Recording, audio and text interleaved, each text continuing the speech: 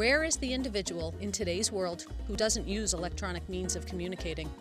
We email with colleagues, text our friends, and even communicate with spouses and children in quick electronic bursts.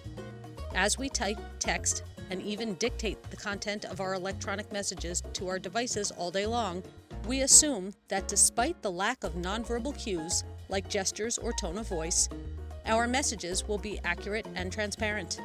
We know that misunderstandings can sometimes happen, but what most people fail to appreciate is that there is a large gap between what we text and what we say.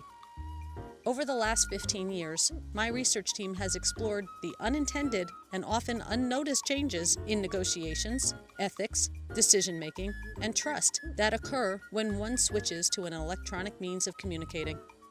Our research shows that a whopping 92% of people chose to misrepresent information to a partner online so as to benefit their own bottom line.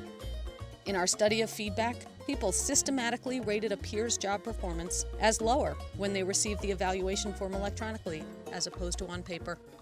In other studies, we observed that people are less likely to trust others when trying to work together electronically, and that they hold it against one another when someone gets distracted by a text message during interactive work sessions. But how can we explain this divide? People seem to subconsciously feel that electronic messages don't count.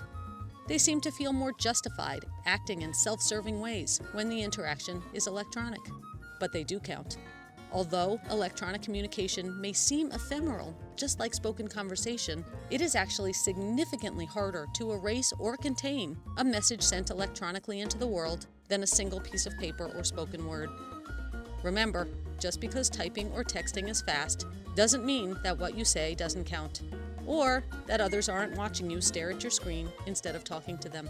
Be careful out there and think through whether what you're typing and doing is really what you want to represent you in the world. Visit me online to learn more.